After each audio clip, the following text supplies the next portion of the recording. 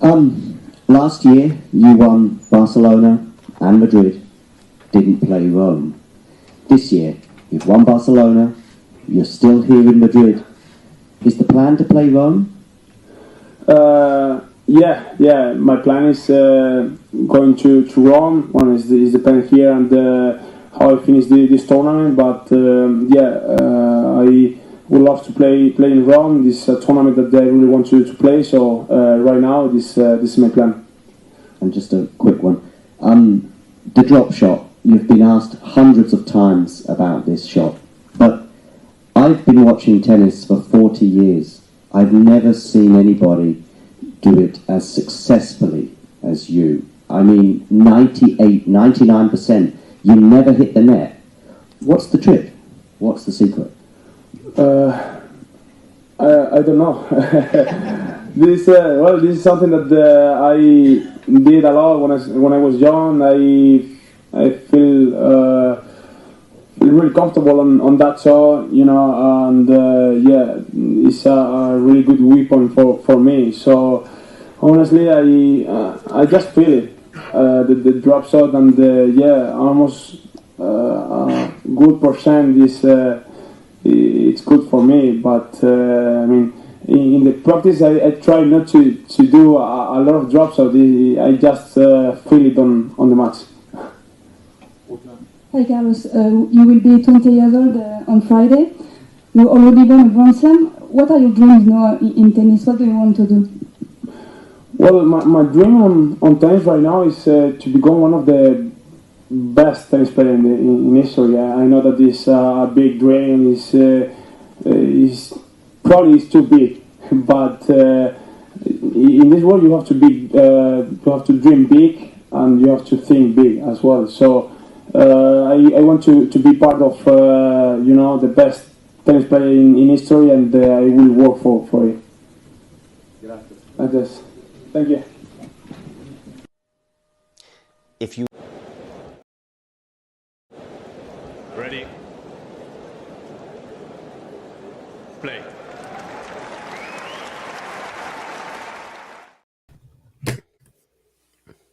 Good afternoon, everyone. Hi, Ryan. How you doing, man? I'm doing great. Good morning from the East Coast of the United States here in North Carolina, and here in the U.S., big day. It is the Division I NCAA tournament, so I know we're not going to talk about that today, but I want to throw it out. Some great tennis on both the men's and ladies' side throughout this country.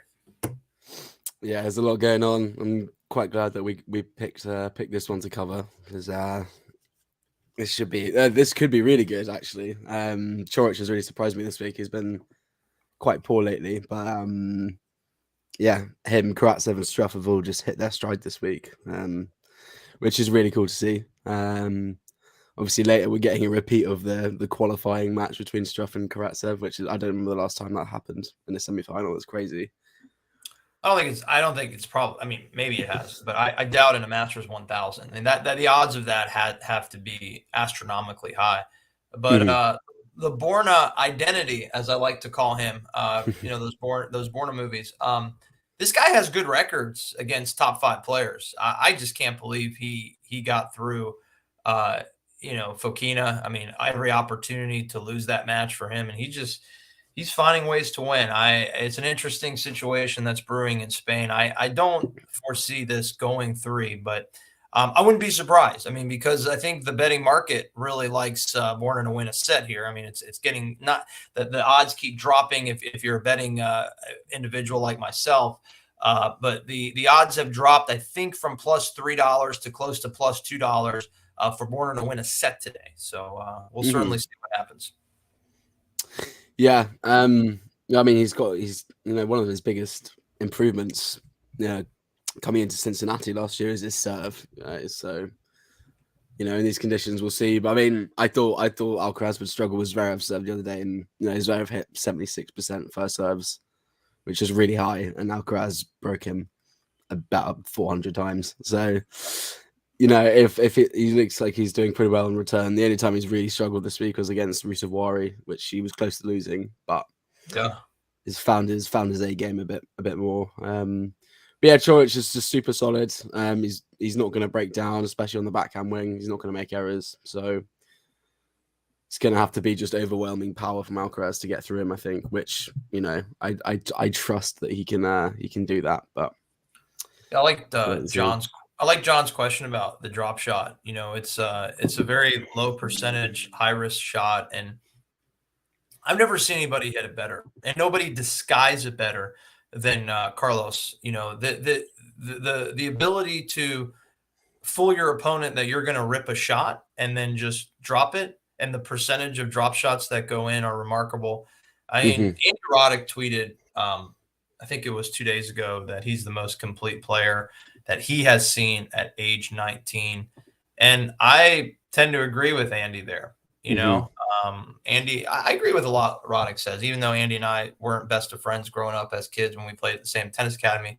I do think Andy brings a lot of good points to the table. I trust what he has to say. I think he's a great commentator. And I think his point with Alcaraz is he's the most complete player I think I've ever seen. I've never seen anything like this before. I mean, there's not many hiccups, which is shocking to me. Like, you know, obviously the end of the year when he was hurt, there were a couple of hiccups, but this year, this 12-month calendar that we've seen from Barcelona 22 to right now at age 19, I don't think anyone has or will mirror this run. And I do think it's an overwhelming favorite to win in Paris. I think he gets the job done. Yeah, it's going to be really interesting. I think he wasn't really ready last year. I mean, you could tell there was cracks in the armor a bit, you know, and he was match point down to Ramos Vanilas, and then played pretty badly against Zverev, who, you know, he played the match of his life and, you know, deserved to win that match. But yeah, Alcaraz just didn't really seem to get going consistently in Paris last year. But I think it's got a different feel about it this year. I think if he wins Madrid, he'll probably pull out of Rome like he did last year. It would probably be a wise call because, yeah, you don't want to take any risks. He said he was playing Rome in the press conference, but I wouldn't play Rome. I think he's gotten enough reps in Spain to be prepared for Paris. I just, you know, I feel like you gotta give your body a rest here and, you know, get back to, you know, some physio work, some strength and conditioning work, you know, do the right things. Rome is. Listen, if he plays Rome, I wouldn't be surprised with, you know, just an early exit. Sometimes I think these guys will go to a tournament like this, work on things that they want to prepare for the big one, and they don't mind taking a loss to, you know, in the first or second round. Probably wouldn't happen, but I'm just saying I don't really see the upside to play Rome if I'm Alcaraz. I hope he does because that field is slimming down. I saw a post yesterday or tweet yesterday that, especially on the ladies' side, quite a few women are not playing Rome, so it's definitely something to look into. But I have a feeling if he wins these next two matches, he's out. Yeah, I mean, speaking of the draw in Rome, I just saw a tweet about Nadal. Apparently, he's still not happy with his recovery, so he's expected to withdraw. I wasn't really expecting Nadal to play anyway. But yeah, it's a bit concerning for Nadal at the minute, but really just got to wait and see until Paris with him. But yeah, I think you know I think everyone else will play Rome. I imagine Djokovic will play because he obviously wasn't playing Madrid. I think giving his elbow a bit of time to recover. I think he needs to play. I think he needs some clay reps here. The anticipation of Djokovic playing Rome, it's huge. Like, you know, we haven't seen him go through. Correct me if I'm wrong. Has he had a clay court tournament win yet? I don't think so. Then there's been very few clay court tournaments, so I don't think he has a title. He hasn't won anything. Hasn't won anything on clay. He lost in the semifinals to Dusan, right? A couple weeks ago. I think he's 2-2. Also, he beat Van Asch and he beat. Oh gosh, I've forgotten his name, but he played really, really well against him. He needs some big reps. Lefty. Yeah, it'd be good for some reps for Djokovic. Yeah, Musetti and Djokovic. Sorry, Musetti and Lajovic both losing to them. Musetti beat him. That's right. Wow. Yeah. But I think it's By the way, what time is this? Is this Alcaraz match starting now or in 30 minutes? Yeah, They're on they're the warming court. up right now. Yeah. Yeah, no, I think with Djokovic, like it's kind of following a similar pattern to what we saw last year. He doesn't do well at Monte Carlo these days. I think people just accept that now. And yeah, then struggled again, and then won Rome, and then of course he lost to Rafa last year at the French. But I'm not too concerned about Djokovic. I know people are with the elbow, but he knows how to sort things out. So yeah, I think he'll be all right. do you think Alcaraz is the overwhelming favorite to win Paris right now? Would you say is that by far in a way? No, I wouldn't go overwhelming simply because I like Nadal and Djokovic. Just if they're both playing and they're both semi-fit, they know they've done this a million times and they know how to, play their best tennis when they need to over the course of 2 weeks over 5 sets. I would like to put Alcaraz top for sure, but yeah, Nadal I would have Nadal Djokovic Djokovic quite close behind him. Unless Nadal withdraws, which I mean, I'll be surprised, and it'll be such a shame, but we'll see. I'm a little concerned about the health of Nadal to travel through a tournament like this and win 6 matches and do it in best of 5. I wouldn't put even pizza or beer money on Nadal to win the French this year. I just don't see it happening. Djokovic, I trust. Yeah. I think Djokovic will be fine. These guys, you want to trust them. Tsitsipas and Rublev and Medibert, but Medibert, this is not the right surface. Like you want these guys. I just can't do it. I think it's going to be Djokovic, Alcaraz tournament to lose. Then you're going to have some random people like we have right now in Madrid, right? Somehow emerge through these tournaments. A little bit of parity here in Madrid. And I have a feeling that we'll probably see at least one person like that do so in Paris.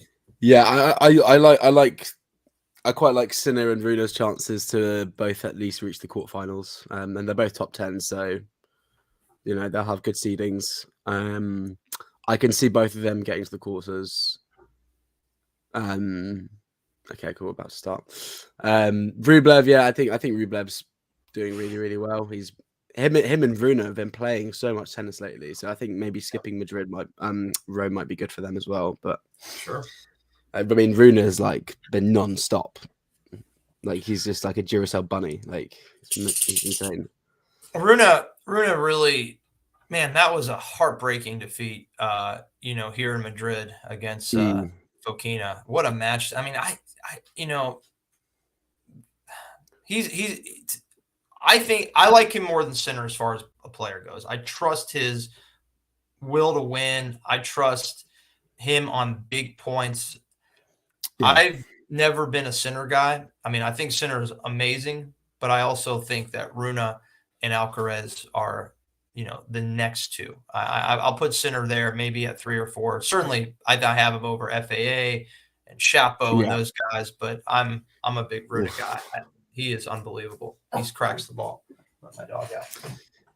Yeah, no, Runa's got something very special, and like it really blows my mind that he only turned pro in like 2020, apparently.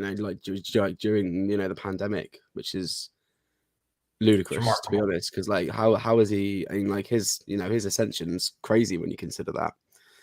But it is. Yeah, and so the big things are coming for him. I think. I still don't really back Runa on like outdoor hard courts very much. I think he kind of doesn't really know what kind of style to play. Whereas on clay, he just has this amazing kind of combination of redlining and like grinding and like getting every ball back and just retrieving everything really well. And he can do the same on an indoor hard court. So yeah, I like Runa's chance. I'd probably put him in the top 5, probably in the top 5 contenders for the French actually. Yeah.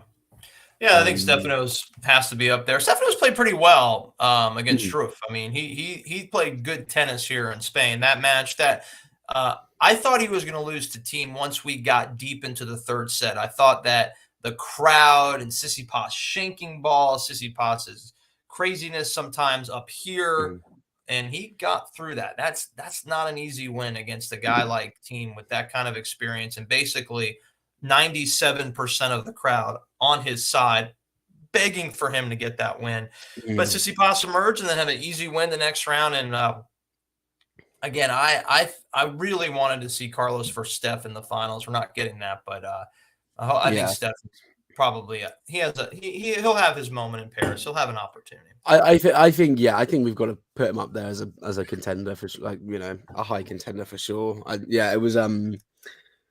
It was tight. I mean, it was Saturday night. He played a team. I was out, so I wasn't watching. I was looking at the live scores and was gutted. You know, I really wanted team to win that. But yeah, I mean, 39 first serves in a row. Are you kidding me? That's insane from Tsitsipas. And like he goes for his first serve as well. You know, it's really impressive.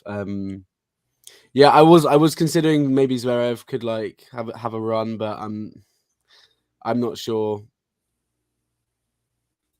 Like I'm not like there isn't a huge difference in his level at the moment, and what we saw quite a lot of last year before the injury. But yeah, he's going to have a tougher draw this year, so I don't see him doing a whole lot, and then he's going to drop a lot of points because obviously he's defending the semifinals. But yeah, I liked what I saw out of Zverev in the first few rounds in Madrid. I mean, I know that he got beat up pretty good against Carlos. I didn't see the match, but I liked what I saw. And I was it where he won 6-0 in the third? Was that against was that RCB that he beat in the first round? I mean, that was impressive. I watched that third set. I'm like, okay, he's feeling it. First serve percentage is high, 0 double faults. Not, no mental lapses by Zverev, which was a nice thing to see. I think Zverev, if he can stay healthy, will hopefully give us something interesting to look at. And Wimbledon, maybe the U.S. Open, but this guy's got to serve and volley more, I think. I mean, he's just served when it's on. It's so big, and there's free points up there at the net for him. And I'd like to see him serve and volley more. He does have some days where he's really good at the net. I mean, last time I thought he'd play really well on the net was 2020 US Open final against Team. Yeah, Team, and he had a great net day. And I mean, Team probably played one of the worst matches of his entire career, which was a real shame. But he still managed to somehow scrap it through. Yeah. Like he played. If you think about his other Grand Slam finals, he played way better in those. But he's up against two of the greatest of all time on their favorite courts. So such different circumstances. But yeah, I don't know. I mean, I like, as a personal preference, I really don't like watching Zverev. Like, personality-wise and his game, I just find his game really unattractive. But I mean, his backhand is world class. Like, it's brilliant. So, like, if that's firing and his serve's firing, he should get some wins in Paris for sure. But I probably wouldn't even put him top 10 right now as contenders. No, I want to say I don't think Team's going to win it, but I think from what I've seen the last couple of months from Team, well, last month really, something's really switched, and I think he's really getting back now. And I think if he gets a kind of a nice first round or two, we could see a nice little run from Team, which would be really nice. Team is not a guy that you want to face in the third round of Paris, right? The crowd will be on his side. He has the experience. He's going to grind you to death. Is his fitness good enough for 4.5, 5 sets? I don't know. He's in a new camp right now. He's got a great fitness coach. He's got, he's no longer with his, I guess, he switched everything, all personnel. Masu's no longer with him. I do see a little bit more confidence, what we've seen here in Spain. He really had Tsitsipas on the ropes. Up a break in the breaker. Do I have that right in the third set? A quick. He did, he broke early, I think. 3-0 lead, I think. In the breaker, Tsitsipas serves out 2 points, makes it 3-2, and then Team gets broken to make it 3-3. That was disappointing if you were a Team fan, but I'm sure I wouldn't want to play Team in any round in Paris. I think he's going to be a tough out. Yeah, I mean, if you're a seeded player, getting him first round, that's not going to be enjoyable. It's brutal. Unless you're, one of the tournament favorites. Like, if he gets like Alcaraz or Runa or Sinner first round, I'm going to be really, really pissed off. But we'll see. Couple of break point saves from Coric so far, by the way. What's the score? So where are we at right now? 0-0, and it's deuce. Yeah, deuce. I'll have to pull Deuce it up. number 3 says. Yeah. So where I sit right here, I don't have a TV, so I don't have the ability to watch tennis or watch anything, let alone from where I sit right now. And that's why I can't join you for the whole broadcast, because I can't watch you. You don't want to listen. People don't want to listen to me just talking to you. They want to listen to you breaking down the points. And from my app, it looks like Carlos has another break point, or is this the first break? I don't know how far. Yeah, he's got another break point. Second break point now. The Borna identity, 2 double faults. Wow. Yeah, it's been a bit scrappy. Yeah, this you just can't get broken on the first game against Carlos in his hometown. No, Alcaraz. Yeah, it's a good save from Coric. Alcaraz returned the ball, and that took about 10 seconds to come down. It went so high. It must have cleared. Oh, he shanked the return. Yeah, and then it landed in, but yeah, Coric put the smash away. Okay. It looks quite it's looking quite windy actually, so explains a bit of the messiness. Yeah, before I take off, what's your take on the women's final? You giving Sabalenka a good puncher's chance? This is the right surface for her to take it over Iga, right? The right type of clay.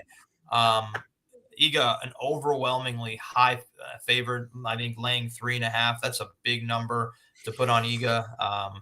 What do you like here? I think it's going to be close. Like this is the court Sabalenka can beat on clay if she can beat her anywhere on clay. Yeah. She's got the serve. She's got the weapons. I think Swiatek's still looking pretty imperious. But I would 100% give Sabalenka a chance there. I think it could be a really great final, and it's kind of the final we wanted to see as well.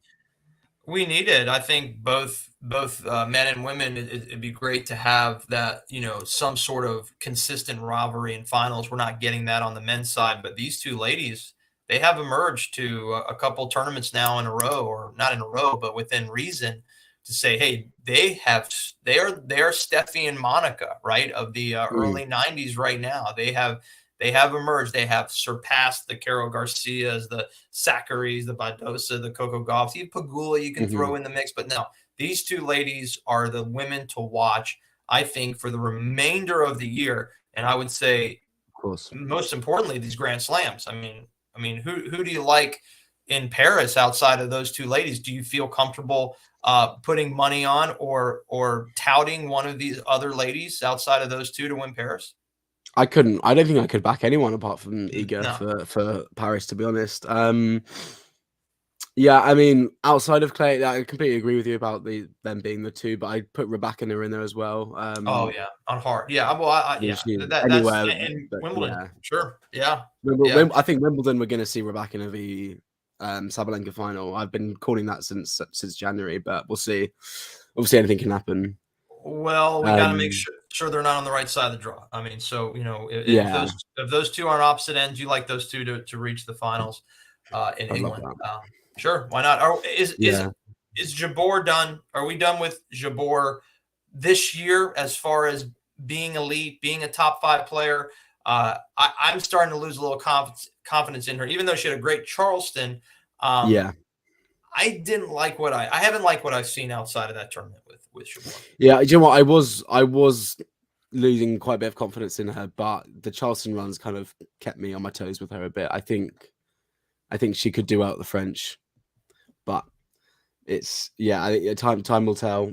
Time will tell with Jabeur. She went out first round last year, so she's got no points to defend. Yeah. But yeah, I mean, I think you've got to kind of back the season, clay quarters for the French, and that's Iga. You've got to throw Krejcikova into the mix. Yeah. But yeah, I just, it's so hard to look past it. It's kind of already almost becoming kind of like when Rafa was playing the French and you just couldn't pick anyone else, Yeah. And after a very long start, that is a good hold from Coric. Quite an error-strewn game from both, but yeah, one love. All right. Well, I'm going to exit because you're gonna break down this match because you have, I would imagine, a visual of the match, unlike myself. Yeah, I'm split screening it. You're good for you.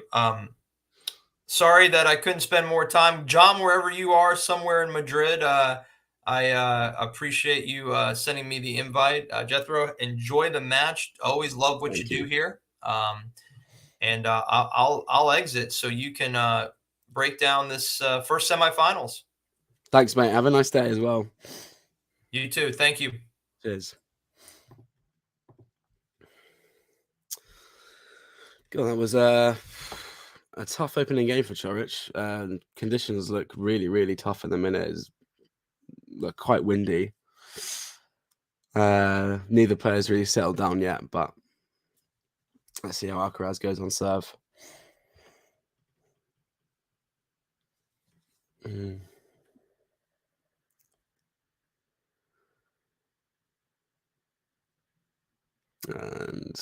Coric goes long in the return, 15 love. I think Alcaraz's serve has improved so much, actually. I know that was kind of last year, people were saying that might be his only weakness, but that to me is probably one of the most improved shots for him because he's getting so many more free points now. And even if he's not hitting, an unreturnable serve, he's setting up his huge forehand with it so easily. Yeah, another good first serve there, and it goes wide on the backhand. If Coric is going to win today, I think that's probably the way. I think a backhand to backhand exchange is probably the best way for him to win points today in the in the neutral rallies, because he doesn't have anywhere near as good a forehand as Alcaraz, doesn't have as much power, so he's got to try and pin him in the cross court backhand exchanges. But if he it's easy to say that, but he's going to have to be given has to make those opportunities happen, which is hard to do against someone like Alcaraz.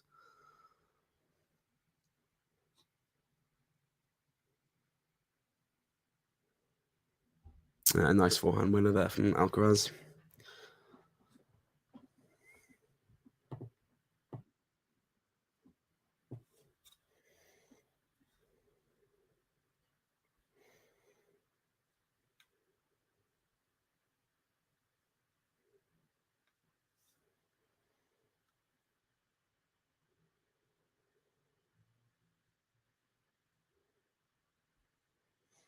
Brings out the drop shot. And the lob, very nicely done. All the skills in the world again.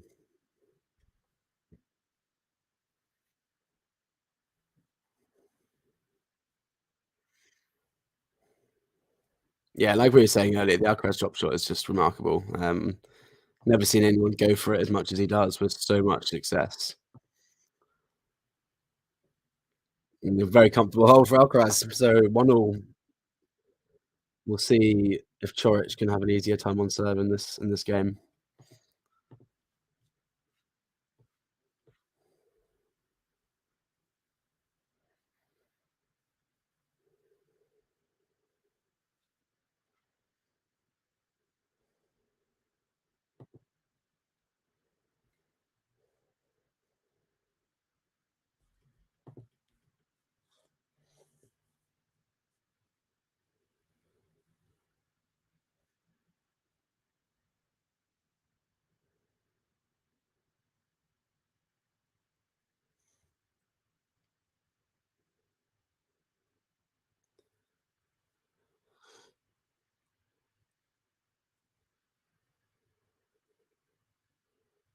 Oof. Nice rally unfolding here. First game of second Borna Coric service game. Alcaraz pulls out another drop shot. Not as good on that one. Oh, it's a lovely finish to the point. Great volley from Coric, dropping it really low.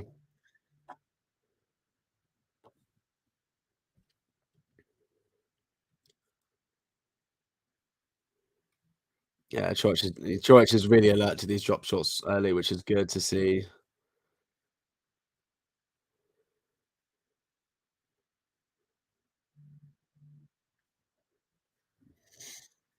Very impressive. Even Alcaraz is impressed by that. Smiling away as always.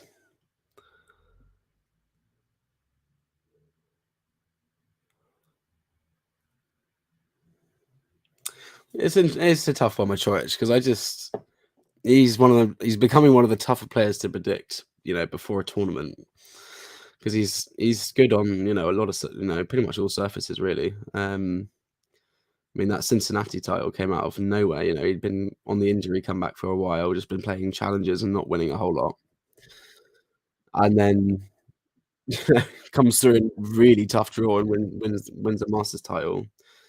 And same again here. I think he was on a 5-match losing streak, and now he's in the semis. It's not really sure what his why he can't bring it consistently, because his game is so consistent itself. But I'm still not sure I see him going that deep in Paris, but I guess anything's possible.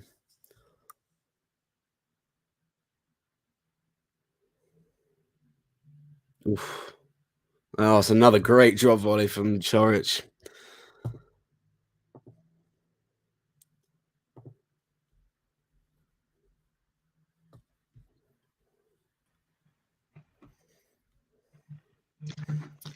Hello, Jeffrey.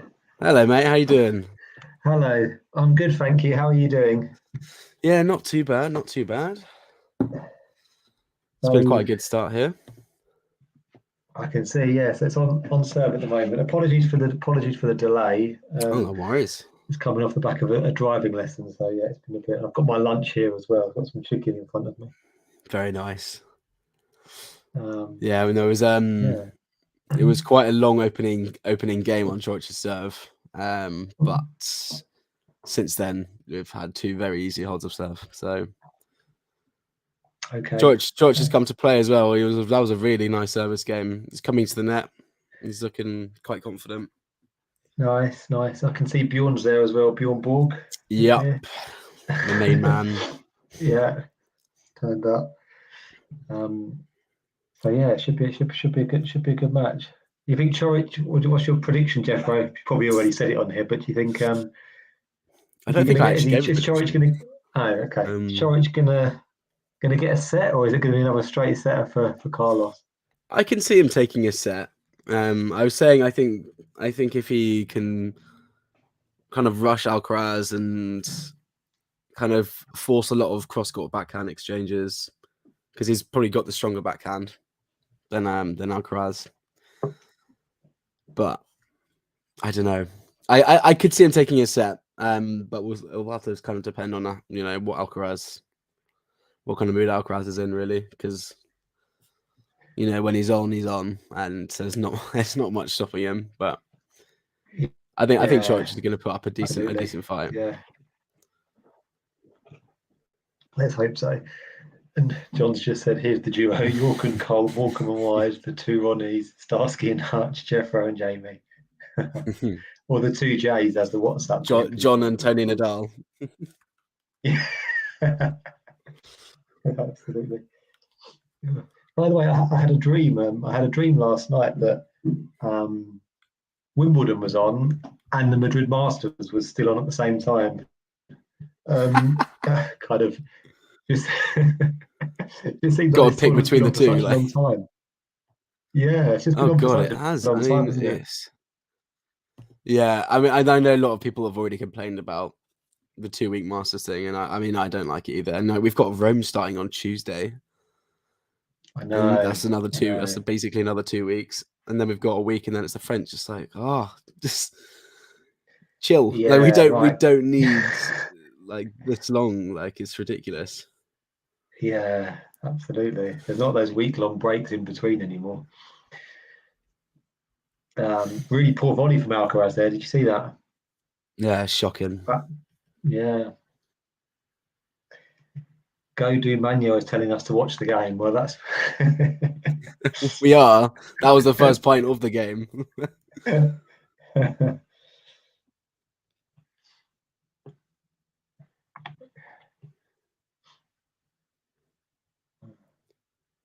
Looks like a hot day in Madrid as well. Yeah, well, it was sunny in London as well, to be fair. Yeah. It was sunny here actually, and then it just started raining for a moment, and now it's got pretty sunny again here in the UK. Double fault. Yeah. Hmm. So Coric has got a sniff here on the Alcaraz serve. Yeah, here we go.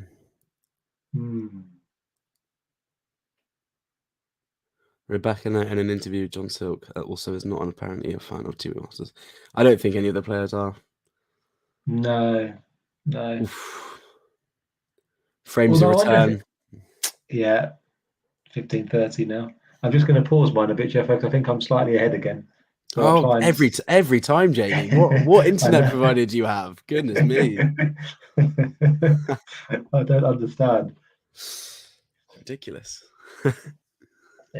But yeah, no, I do wonder whether it could sort of suit some players potentially in terms of like it's more like a slam, isn't it? So it might be good for players sort of preparing for a slam, I guess, having that playing and then day off, playing and day off. Yeah, more recovery time is good, but I don't think that's the reason why these Masters tournaments are expanding. No. Like I think it's more. I think they're like trying to like make the Masters into like bigger events, so like more like the slams, which they don't need to do. Like we have Masters, we have slams. Tennis fans love all of it. Like there's no point in trying to make it something it isn't. Well, it's clearly just financially related, isn't it? Yeah.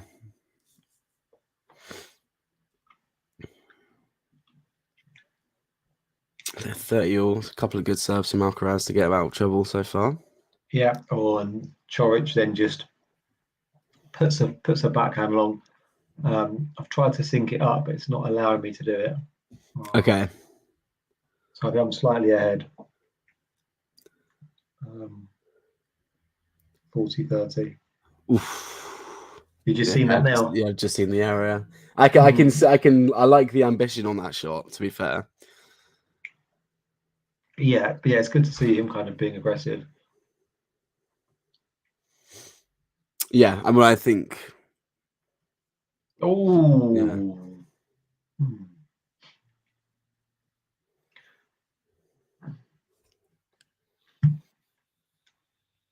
Yeah, poor forehand there from Alcaraz. Oh dear. So, God, he never misses those. Bread and butter. Back at juice. Is he kind of Is he feeling a bit tired? Maybe at the start of this. Not. He never gets tired. No, tight. Oh, tight. Yeah. It's his birthday. It's his birthday, isn't it? God, he's 20 now. They grow up so fast. Feels like he's been around for absolutely ages now. Yeah. I mean, his teenage record is just a joke. It's ridiculous. Insane, yeah. Oh, yeah. Good put away there. Really interesting stat came out, I think, yesterday. And they were going through like all the teenagers, like male teenagers with the most match wins at Masters. Oh, great smash from the back of the court. Wow. Yeah. Yeah, male players like with their most wins at Masters as a teenager, and Shapovalov has had 25 and was like up there. Oh wow! And like thinking about what he's been doing the last 2 years, I'm like, I just don't. That feels crazy to me now. Absolutely. Of course, he had that famous win he had over Rafa. That was when he was a teenager, right? As well. Oh yeah, in Toronto. That was a big one. Yeah. Oh, it's an absolute. Tell you what, Coric is onto these drop shots today.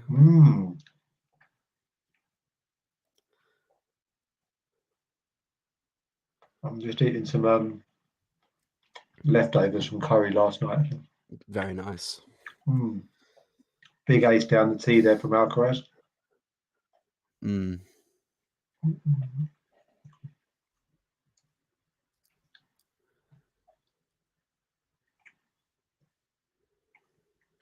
Where was Rafa on that list, Jeffrey? In terms of how many wins as a teenager? That's a good question. I think Alcaraz had 37. I think he. Sure, I'm pretty sure Madrid Madrid Twitter account posted it, so I can find it quickly. Really nice rally here. Back to juice. Alcaraz has put a backhand long.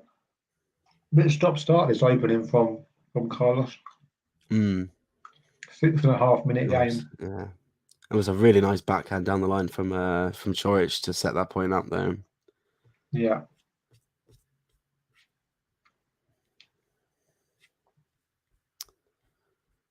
Yeah. I think you're right, Ghosty, about Chapeau's coach.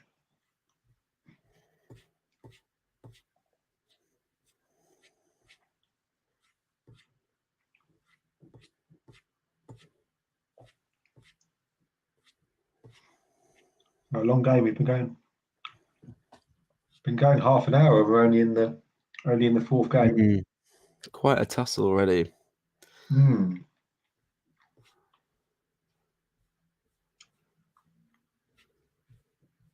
Here we go. Okay, right. Goodness me. So, yeah, teenage match wins at ATP Masters. We've got Roddick at 25, Shapovalov at 25. Is that Agassi at 27? I think that's Agassi at 27. Alcaraz 36. Guess how many Nadal had? I'm going to say 49. 57. Oh, wow. Wow. That's that's ridiculous. Alcaraz is second, is he? Yeah. God, so Rafa's got 18 more. That's insane. I mean, and Alcaraz is like, a good 10 plus wins ahead of the people below him. But I mean, yeah. I think Nadal's, teenage career is the best we'll ever see, probably. But I do agree that Alcaraz is the most complete player at his age that's come along for sure. Right. Yeah. I'm liking this on Borna. He's throwing his own drop shots in as well. Yeah, he's showing a lot of variation. Chapeau isn't arranging his career as though he cares enough to get titles as this coach. I don't know. He worked with Jamie Delgado for a very short amount of time.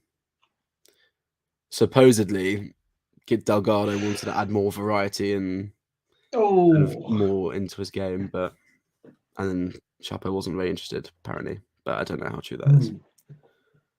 And Coric brings up a break point there. I don't know if you've seen that there, Jeffrey. Nah, still a bit behind. A bit behind. Oh, he's brilliant. He's come out swinging. Looking good. Two very surprised semi-finalists, right, as well on the other side of the draw. Yeah. And Karatsev. It's a repeat of qualifying. It's crazy. Wow. Okay. Yeah. I think Karatsev won like 6-2, 6-4 or something. Okay. That's insane. I bet that's not happened before. No, I really don't think, especially in the Masters. This is really rare, and it's really cool as well. Like, I think that's awesome. I know some people I've seen quite a few people on Twitter being like, "This is the most boring Masters semi-final lineup ever." I'm like, well, that's quite interesting, to be honest. Yeah, it's interesting having two. Yeah, again, Struff's had a good did really well in Monte Carlo as well, didn't he? Yeah, I'm really pleased with Struff because I know he really fell off for a while, and I thought that was kind of going to be it, but he's he's rediscovered it, which is really nice because he's fun to watch as well. Because I always think him and Berrettini are quite kind of a similar mold. They have a very similar way of hitting the ball. Just like big serve, big forehands. I love to see that. Oh, it's a lovely drop volley from Alcaraz. Lovely drop volley from Alcaraz. Yeah. Well, this is certainly a test here early on, but yeah. If Coric doesn't break here, then it's going to be pressure swings back, doesn't it? Yeah, and I think as well, like I think Alcaraz is going to need to keep the points short because Coric is so good at extending rallies and working his way into a winning position. And there's the hold. There's the hold. 11-minute game. Crikey. Ghosty saying it's been an incredibly boring Madrid, especially on the women's side. I think for me, like, it hasn't been that thrilling simply because it's dragged on because they decided to make it a 2-week event. Right, absolutely. I mean, That's Andrea's my opinion. run was insane, but that seems so long ago. Yeah, that feels like another tournament, you know. Yeah. As cool as it was, you know, and I feel like they didn't really get enough attention. A 15-year-old beating all these players. I know, right? Yeah. Like, she had a great run. But as you say, if it was a shorter tournament, it would probably feel a bit more like the main story, maybe. But because it's sort of the tournament's continued and it was a few days ago, it's kind of been even more lost. Yeah.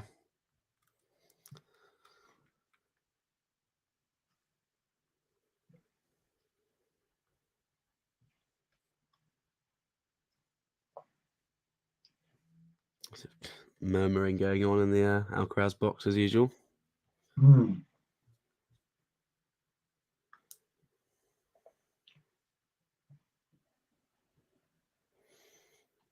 So yeah, whereas me and Brian were talking about Paris, he thinks that Alcaraz is an enormous, overwhelming favourite for the title.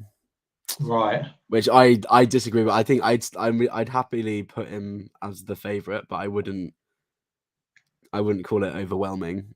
You can't be an overwhelming favourite if Nadal and Djokovic are in a Grand Slam draw. You just can't. Yeah. No, I agree. Yeah, I agree. I think, yeah, at this stage, you would probably have to say that Alcaraz is the favourite. But I mean, I guess an overwhelming favourite would mean, would you take Alcaraz against the field, right? I don't think you would, simply because, he's obviously won a slam, but it's still kind of unknown to some extent. I mean, he went into the French heavily fancied last year. Didn't really play that well, did he? At the French last year, he played really well against Khachanov, and it was probably his best performance. Yeah. Yeah, and I think Gil from YouTube was saying this the other day that he reckons that if Alcaraz could change the result of one match last year, it would be that French Open match against Zverev that he lost. And I agree, like, he really didn't show up for it. He managed to kind of clutch his way to a set, you know, to take it to 4, but he never really turned up properly for that match. And obviously he was trying, but the game just wasn't there. Absolutely. And Zverev played, probably the best match of his life that day. So yeah, absolutely. But of course, he also lost. Was it Ramos Vinolas that he saved match points against? Yeah, it was Vinolas was 2 sets to 1 up, 6-5, serving for it. Had a match point on his serve. So yeah, Alcaraz needed the jaws of life to get him out of that one. Yeah. Happy to see you, Jane, as well. Thank you for the nice comment. Hey, Jane. We all know Diego's going to win the French. He's been saving himself. Oh, no. He can't even win a match at challenger level, Jane. I'm getting really concerned, to be honest. God, has he lost in challenger this week as well? He lost to Matteo Bellucci in 3. It was bad. It was a very frustrating match. Any relation to Thomas Bellucci, do you know? I actually don't. I think I asked someone this, and I can't remember what they said. I don't think so, though. Maybe. Okay. I'm not sure. No, he's not. Matteo Bellucci is Italian, and Thomas Bellucci Brazilian, I think. Brazilian. By the way, I think Alcaraz has just broken out of nothing. Oh, wow. That was a huge forehand. Yeah, he's taken it. Huge forehand. It's exploded onto that. How often do we see that in tennis, right? Come through like an 11-minute service game. It was an absolute battle, and then you just come through and just break your opponent's serve with like relative ease. Ghosty, to be fair, I didn't bring Diego up. I was asked about him, so that doesn't count.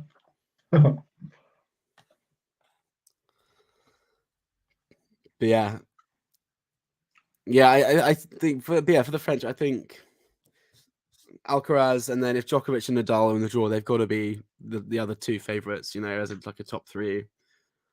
Yeah, because they know how to get it done. They've done it a million times. Yeah. And then I think the kind of contenders below those three who could win it, I'd have Tsitsipas. You can't count him out on clay. I'd have Rune and Sinner. Okay. Yeah. That I think is, with what the top 6, I'd say. It's hard to pick 5. I think I'd have to take 6. Yeah. Yeah, I agree. I think if Rafa and Novak are there's a big 3, right? And then there's maybe those 3 underneath that you said. Mm-hmm. Rune, Tsitsipas, and Sinner. I'm just thinking who would really follow that, I guess. Yeah, I guess Rublev potentially. Rublev.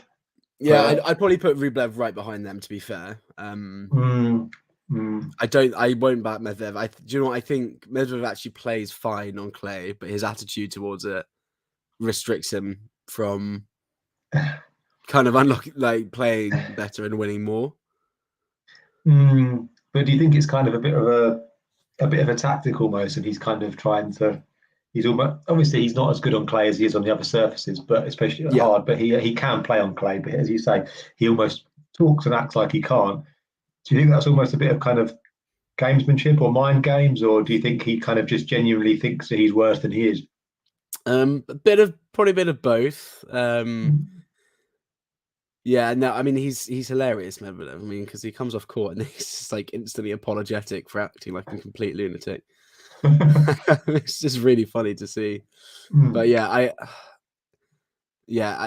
think he can beat all right players at the French, fine. But if he comes up a good clay court player who's playing well, he's going to struggle. Yeah. Oh, that was a beautiful point from Coric. It was. Sitsi is broken and burning off some bad karma for being a doofus. He won't make the French Open. Doofus. I haven't heard that word in a long time. Doofus. That's brilliant. Tsitsipas is. I do think he has regressed a little bit as a player. I think when he was younger, he kind of was really fresh and so instinctive.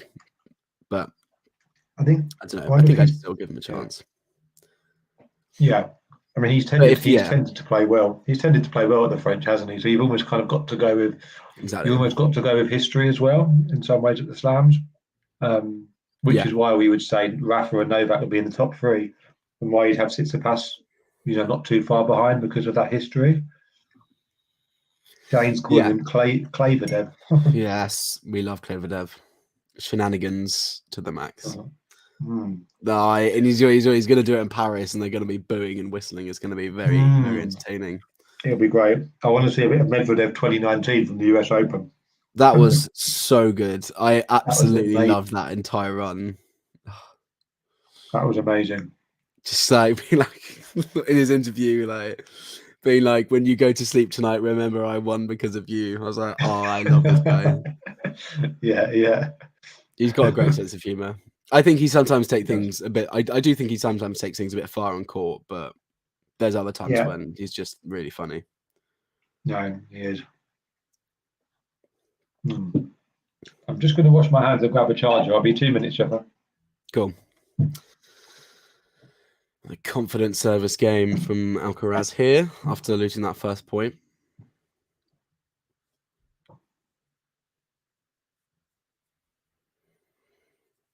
Stefanos has never won the French Open. Yeah, I know he hasn't. But he has been to a final. So, and he's been to the semis. You can't really can't say he's not a top 5, top 6 contender at least. I don't think he's going to win it this year. I think if he comes up against Rune or Sinner, I think I can see him losing. But if his shoulder's fine, I reckon he's going to have another good run.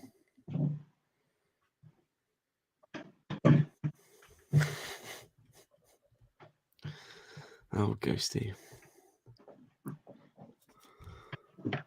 Medvedev's the most interesting guy in tennis. Yeah, I'd probably agree. Oh, lovely backhand from Coric. It's looking like Alcaraz is going to consolidate the break. Yeah. He's hitting his spots on the serve really nicely. There's a good return point from Coric though. By the way, if we're talking about history and contenders, I mean, are we kind of just presuming that the last couple of months, or maybe even probably most of this year, it kind of mean that Casper Ruud's maybe not even in that conversation? It's tough. It's tough with Casper because last year I think it was when he reached the Miami final. I remember saying, I even tweeted it saying Casper Ruud's going to win the French Open this year. I just had a feeling. And then he was down 2-1 to Sonego, and he'd had a pretty bad clay season, then made the semis in Rome. I was like, okay, I can see him going deep in Paris. And then he was 2-1 down against Sonego in the third round. I was like, oh god, and maybe it was just a bad prediction, but he kept going, and he had the good side of the draw, and he was the best player on that side of the draw and made the final. But yeah, I think it's tough because if he Estoril, he was amazing, Yeah. Some really good performances that week, and he looked like he was back, and then he's just sort of struggling again.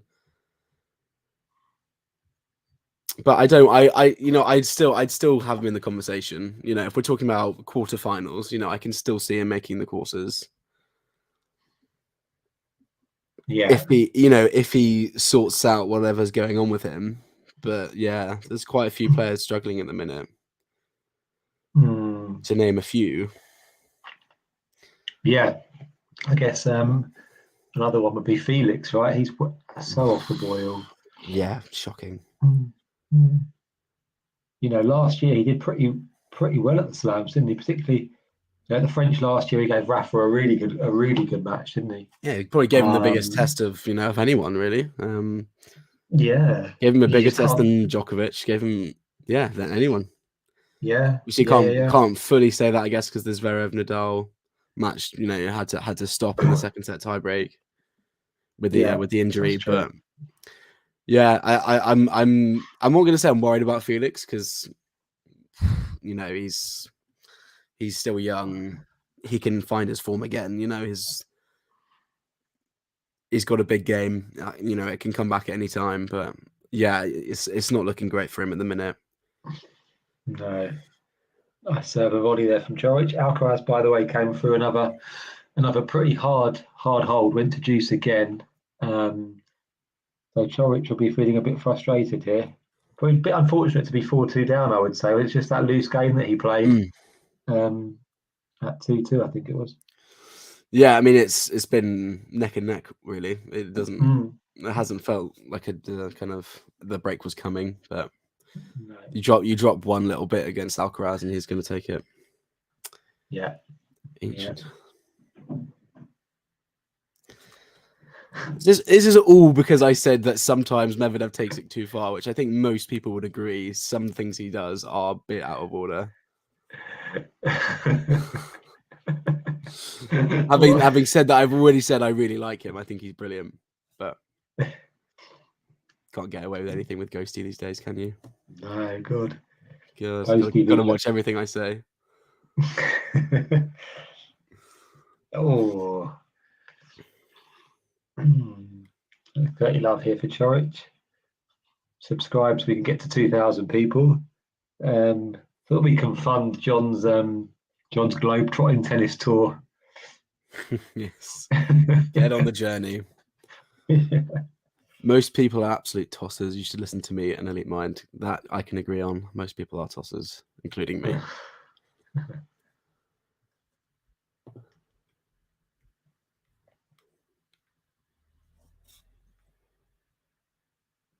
Oh, easy miss at the net there from Coric. Backhand volley.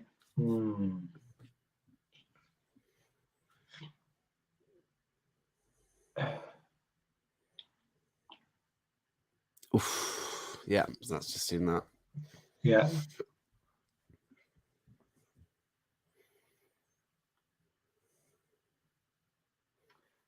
Oh, it's allowed me to go back 20 seconds now, Jeff. Hopefully I've caught up a little bit. Or, sorry, allowed you to catch up a bit.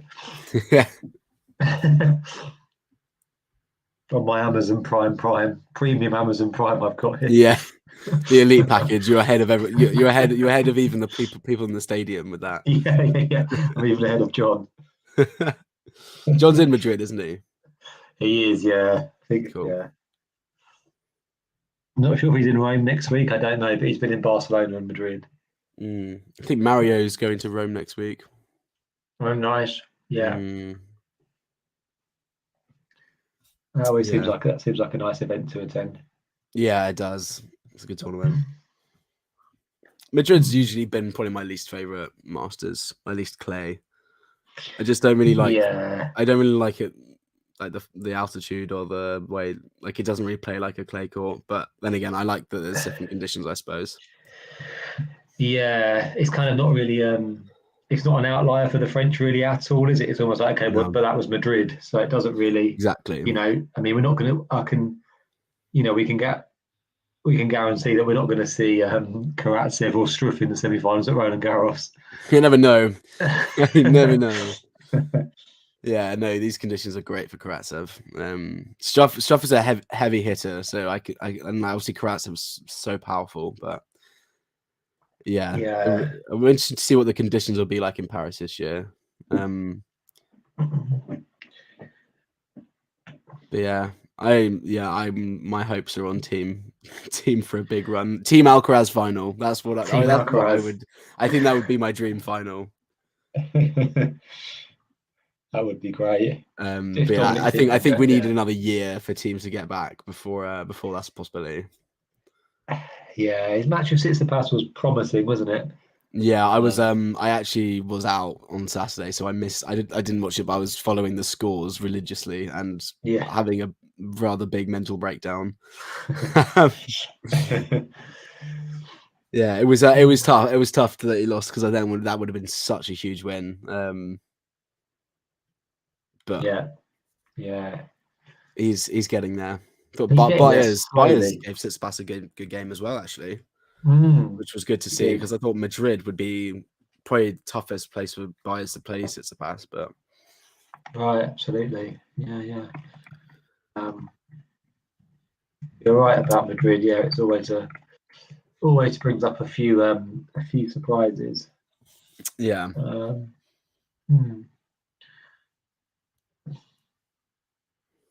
Interested to hear how John's found it being there.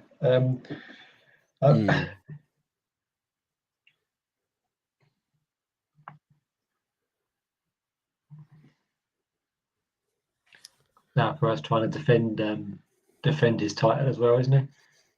Yeah. So I think he needs to defend the title here and win Rome to get back to number one. Right. Which I mean, it's doable, but I was saying to Brian earlier, I think if he wins Madrid, he should probably do what he did last year and pull out of Rome. Unless I guess with the 2-week Masters, he's going to have more recovery time. So maybe he's apparently he said he's playing, but okay, I just don't want him to overdo it before the French, you know. Yeah, I think the longer Masters will. Might well have influenced his decision, right, to play Rome. Yeah, so maybe that'll be a good thing for that, and he won't have to play until Thursday or Friday at the earliest. So he'll have a first round bye. So yeah. I saw some chat about it. Is the draw out for Rome? Let me check. I checked this morning and it wasn't. No, doesn't look like it. Because I saw something about Schwartzman v Struff first round, and I was like, really? How is that already out? Like, but I don't know. Maybe that was just he's gonna get Struff first round, isn't he? I think that's it was more of a worry than right anything else. Or maybe it was I know in the big football Champions League draws they sort of do draw rehearsals and somehow that becomes news. A team got drawn against in the rehearsal, but I don't think they do that for the yeah. Big forehand from Alcaraz. Oh, he's pushed it wide. Made a few unforced errors today, Alcaraz.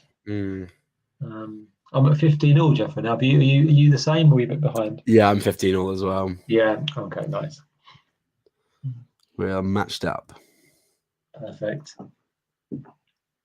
There's Drop shot, nicely done. oh, I think you've gone slightly ahead. Let me just. Ooh. Yeah, 30-15. Yeah. Is Andy playing Rome next week? Do you know Andy Murray? Had a challenger this week. Yeah, he's won a couple of matches, hasn't he? I'm not sure who he's playing today. He's played Luca Van Asch, I think. That's it. Yeah. I did catch a bit of Luca Van Asch against Djokovic, and God, that kid's backhand is lovely. Right. Okay. He is. Yeah. Oh, that's good from Alcaraz. Oh yeah. Exactly the kind of point he wants to be playing, just dominating and dictating with the forehand. Yeah. 147 Ks on that winner, and that didn't even look like that wasn't even close to full power either. It's remarkable. There we go. Yeah. Strolled through that game. Yeah, nicely done. So 5-3. Looking good for Carlitos at the moment. Yeah, and like Coric has played well, so this is good stuff from Alcaraz. Yeah, it's been even if he's not been perfect today. Yeah. 53 minutes in, and it's only 5-3. I know. Wow. That used to be the Rafa Novak matches on clay would sort of be about half an hour in or 40 minutes in, and it'd be like 2-all. Yeah, I saw an account post the kind of last sort of 4 or 5 points of the final set tiebreak of their Madrid match in 2009, and I was like, oh my God, I forgot how insane this was. Wow. Yeah, it was just remarkable. And let's hope we get to see that again anyway. Yeah, I mean, I don't even know what a Nadal Djokovic match would look like in the moment. Like, sure, it was good. It was good last year at the French. To be fair, it was a really good, really high quality match from both of them. But yeah, it was with Nadal's hip and Djokovic's elbow. I'm not sure it would be the highest quality. Not sure the quality would be that high. Yeah, that's true. It's looking like the news coming out is that Rafa's likely to play in Rome, but yeah. I saw someone saying he's unlikely to play. Oh, okay. News this morning anyway was looking like Rome return likely, but I don't know if it's it. And no official journalists have really said anything, so I think people just saying rumors is a bit.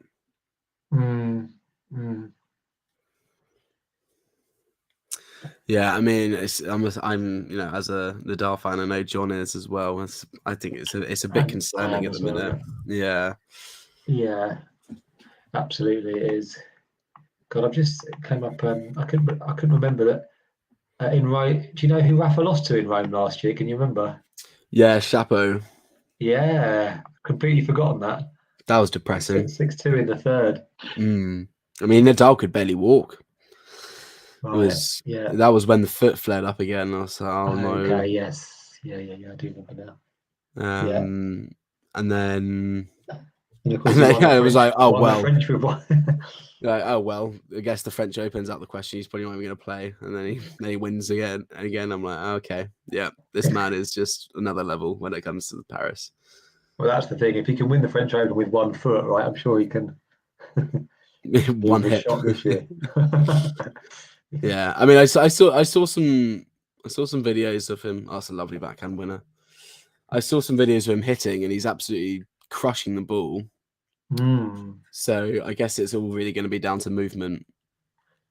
Yeah, I wonder whether he's kind of delayed his comeback because he's had so many sort of setbacks and breakdowns, hasn't he, recently? So I wonder whether he's just kind of delayed the comeback until he feels as though that's not going to happen again potentially. I think and I think he just wants to prioritize the French at all costs this year. Yeah. Good service game from Coric. Good service game, yeah. So he's going to make Alcaraz serve it out. Yeah, I think he might just be being extra cautious, and he's doing okay, but it's it's way past when we the initial recovery time. I think it was like 6 to 8 weeks. Hmm. And he got after he lost to McDonald in at the Australian Open, and it's gone way beyond that. Everyone was like, okay, he'll play Monte Carlo, didn't play Monte Carlo. Now we're at the end of Madrid, and it's unlikely, not looking likely he's going to play Rome, apparently. Yeah. Well, even at the end of the Aussie Open, was he officially ruled out of Indian Wells and Miami, or was there still a chance he could? I think pretty much, yeah. I think there was a chance he could maybe play Sunshine Double, but it was very unlikely.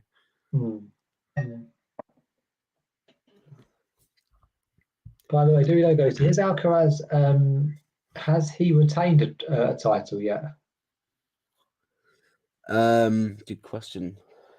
I don't think he has, but I'm just gonna have a look and confirm. He might be going for that for the first time here. He was very close in Rio. Actually, no, did he win Rio last year? Yeah, he did win Rio last year. But then he lost in the third set to Nori. But to be fair, he was injured. Yeah. Yes. Okay. Yeah. Because that's something that Medvedev's yet to do as well, is it? He sort of won. Yeah. I was going to mention Medvedev. Trophy. Yeah. He's on what 19 titles, and they're all different tournaments. It's actually incredible. That's an insane record. Yeah. Yeah. Yeah, so he didn't defend Miami, but then he won Indian Wells this year. So it's like, oh well. Yeah. Barcelona. Oh, he did. Yeah, he has. He defended Barcelona. Oh, of course. Okay. Yeah, I thought there might be one, and then looking to defend Madrid, which he's well on track to do. If he wins this and he's got out Karatsev or Struff in the final, he should really be defending this title. Absolutely, yeah. And then after that is the US Open, so he's got no other titles to defend apart from the US Open after this week. Right. Yep. By the way, I didn't see his match against Zverev, but he absolutely slaughtered him, didn't he? I mean, was that more Alcaraz being amazing, or was Zverev kind of off his game? Or I'd probably say both. Zverev's forehand was pretty bad, but it was. I mean, like I think Zverev in Madrid especially is very used to just holding serve really easily. He loves it. It's his favorite tournament. He serves really well here. And again, he hit 76% of first serves against Alcaraz, which is a great serve percentage. And he won 3 games. It's I think Alcaraz was getting everything back, and he was rushing Zverev, and Zverev just didn't have any answers. And I don't think he played very well, but yeah, it was Alcaraz just all over him. I think there was quite an obvious gap in where they both are right now. Yeah. Which is obviously very different to the it's kind of the same thing that happened in the Madrid final last year, but then you go fast forward to the French Open, where Alcaraz was bad and Zverev was amazing, and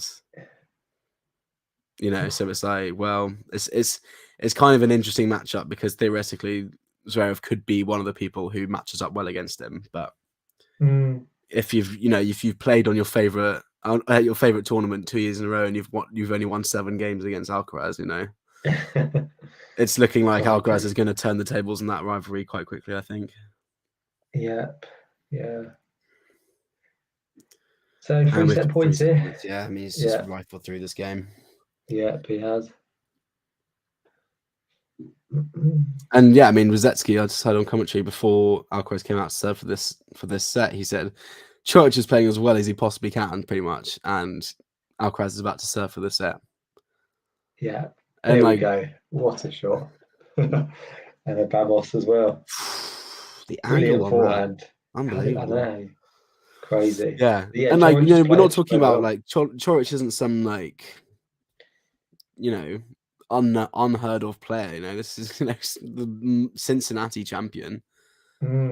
Before his injuries, he was right up there with the kind of the next gen coming through, like doing he beat Rafa, he beat Murray.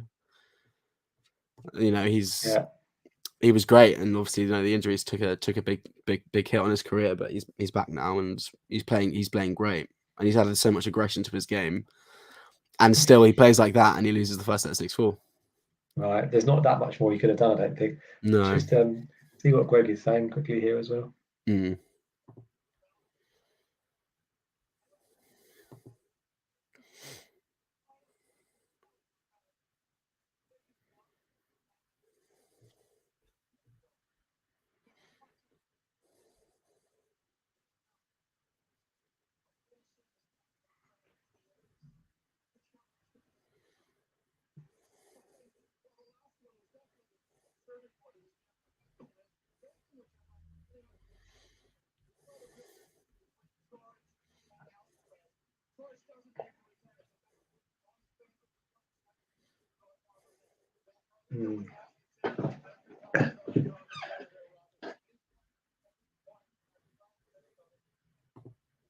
So yeah, I wonder what we're going to see in the second set. I've kind of got a feeling that Alcaraz might start to run away with this. That's going to be quite deflating, isn't it, for Coric? Yeah, I mean, Rosetsky said that he's playing great. He's just got to hope for a bit of a dip from Alcaraz, which is, it's never what you want to hear, is it? When you're like, you're a pro, you want to believe that if you play your best, you can do anything. And then someone's just like, well, you know what, mate? The other guy's just going to have to start playing worse. And I'll be like, great. Well, I look forward to that happening. It's demoralizing, True. But I guess, if you're Coric, you probably just got to think, if I keep playing as I am now, then, there's a chance I could get it to 4-all, to 5-all, and at least get down to the business end of the set. Yeah. And maybe Alcaraz's level might drop when it gets a bit more kind of tense. But yeah, it's unlikely, I think, really, that his level is going to drop too much. Yeah, I mean, I think he had a very ropey match against Ruusuvuori, who played amazingly, and Alcaraz was off his game, and kind of, it was that, there's the one game where you had to save 5 break points in the second set, he's down a set. Yeah. And from that moment on, he's not looked back this tournament, really. No. Yeah.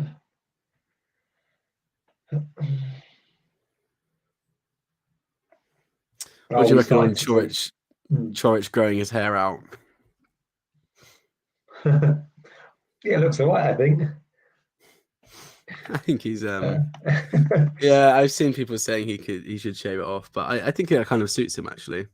Yeah, I think it kind of think it looks okay. Kind of looks a bit less, probably looked a bit scarier maybe when his hair was a bit shorter. Yeah, quite intimidating. Now he looks a lot more friendly now. Yeah. Are we starting to see like Rafa level dominance though, do you think, on the clay from Alcaraz? Yeah. And he's already so good on hard. He's just won Indian Wells. He's won the US Open. Right. I really want to see him go deep at the Australian Open. I was so disappointed we didn't see him this year. Yeah, I'm sure if he was fit, I'm sure that would have happened, to be honest. I think he would have gone deep. Yeah. But yeah, I mean, I think the clay, I think he was playing so well on hard courts. I'd kind of forgotten how good he is on the clay. Right. And then I mean, he's just got better and better as the clay season's gone on. And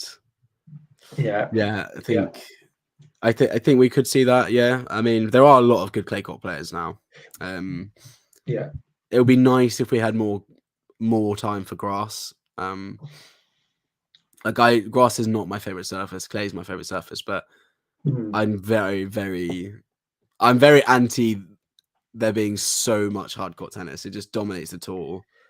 Yeah, it's just irritating. And I think for Alcaraz, what's next to figure out is grass and indoor hard as well, because he hasn't quite really cracked either of those yet. Yeah, that's true. But it would be nice if we had a Masters 1000 on grass, wouldn't it? I would like it. Yeah, for sure. 1000. Yeah, that'd be nice. Just like This, yeah, just making longer clay masters, making them a week longer is I just think it's pointless. Yeah, absolutely. And I just think it'd be a nice addition to the tour, Grass Masters, because it'd be another like big grass tournament to be like excited for and see who kind of brings the A game on grass. Yeah, absolutely, it's true. Yeah, It's because it's always it's kind of so much more of an unknown, isn't it? And some of the results of the early rounds of Wimbledon could almost be quite random because people haven't had that chance to settle into the surface. Yeah, and they used to have even less time. I mean, it was like there was it. I still don't believe this. I mean, I was watching tennis, since I can remember. Yeah. But was there a 2-week break between the French Open and Wimbledon at one point? Yeah, there was, because the French Open used to finish on the Sunday, and then Queens would start the next day as well. So you'd have you wouldn't have a break, and then you'd have literally a break off in between Queens and Wimbledon. Yeah, and you expect, and like the fact that like Djokovic won the French and then Wimbledon, was it 2015? No. 20. The French and then Wimbledon. So that would have been two. No, 2 years sorry, ago. Wawrinka won the French Open in 2015.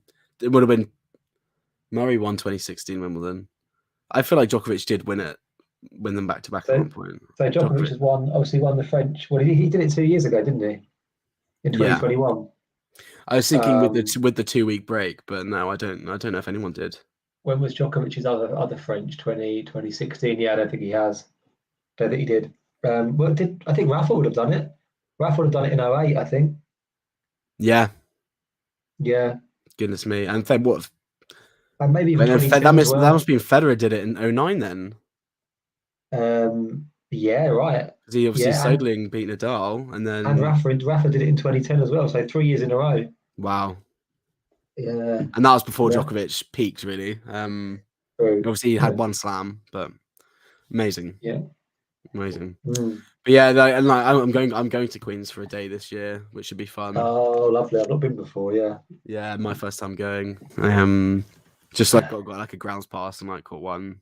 Just like it was pretty cheap, and I thought meet up with a couple of people.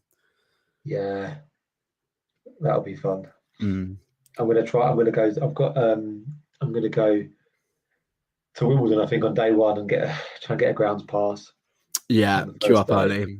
I'm lucky because I live really quite close now, so nice. Easy. Yeah, you get down there. Just get up at the crack of dawn. Yeah, I'll get up super early, I think. Yeah. I'm gonna be like exhausted by like 4 p.m. Yeah.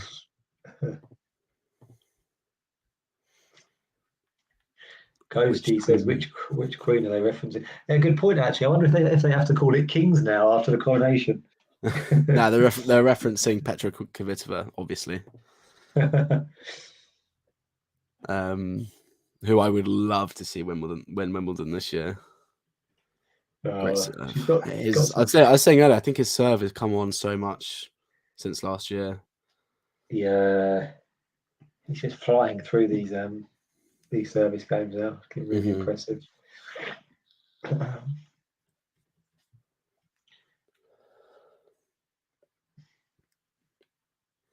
And also, I think his kind of decision making as well is obviously he's doesn't go to the drop shot quite as often, does he? No, but and then at the same time, he can just pull it out. But I think Coric has caught onto it quite well today, so he's now kind of he's like, I'll just beat him from the back of the court. Oh goodness me! Oh, I mean, it's just ridiculous, that forehand. Yeah. When does Serena get a court named after her? At Wimbledon? Well, no one has a court named after them at Wimbledon, so... It's not going to happen at Wimbledon, yeah. No. I think the US Open should. Yeah. I think the Australian Open should take Margaret Court away, shouldn't they? And why not give it to Serena?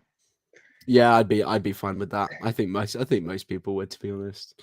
Yeah. John says there's a court in Bonn waiting for her name on my ping pong table.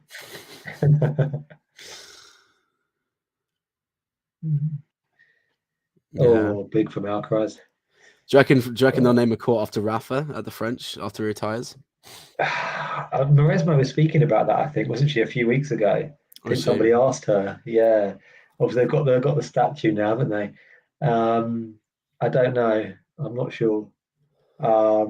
Heck, I mean, you could name a court after Djokovic in Australia as well. Really, I mean, he's what 10 times now. Right. Good one from Ghosty. Someone should name an STD clinic after Marat Safin. Oh, Rafa pulls out of Rome. Oh God. God, John, thank you. Just as we was, I think I was on the air when he pulled out of Barcelona as well. Was I on with you that day? I might have been. We're bad omens for Rafa. We should just if we're on together, you know that Rafa's going to pull out of something. Yeah. Oh, good. Go on. We're gonna be on next Friday, and it's gonna be like Rafa Nadal has pulled out the French Open. I'm like, oh God. An improvement in recent days, but not enough to compete. Okay, well that's not the worst thing. No, but that's kind of. Gosh, he's going to go. Even if he does play at the French Open, he's going to go in without having played a match. Oh God. Another all out Torres. It's just. Ghosty saying Marat Safin would never pull out. Oh God, Ghosty, you're playing it a bit close to the guidelines here. Is that a break point for Alcaraz? I think we might have two break points coming up. Yeah, it's gone long on the forehand. It was quite a nice return from Alcaraz actually.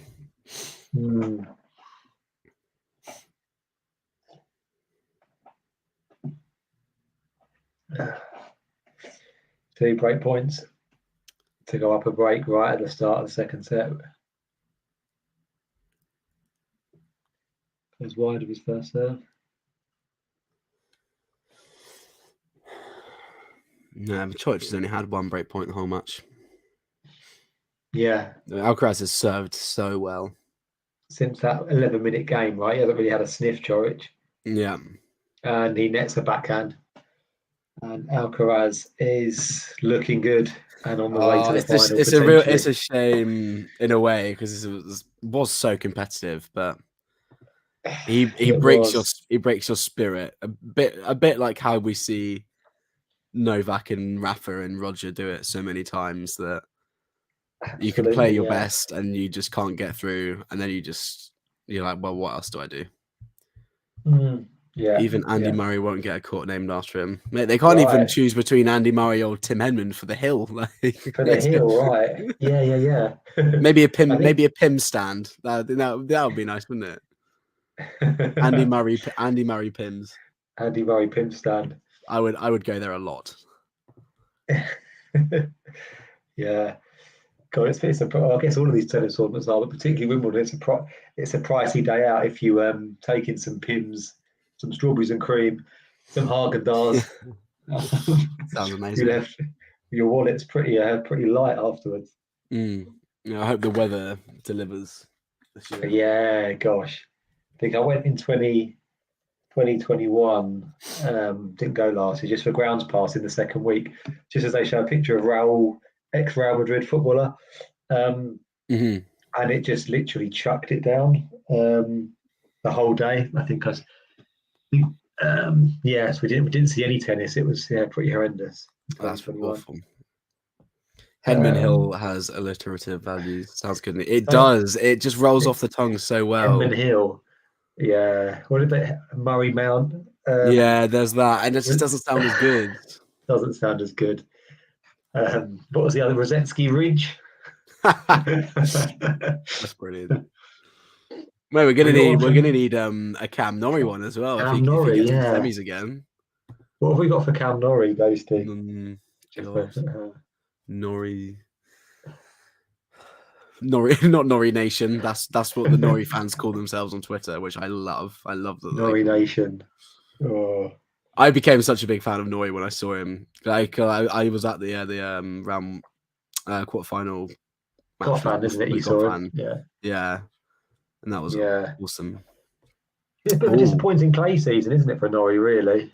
It has. Actually, I was checking through his recent results a couple of days ago, and I was like, God, he started the season so well, and like kind of Norrie Knoll. Nice. Norrie Knoll. Yeah, that's a good one. I like it.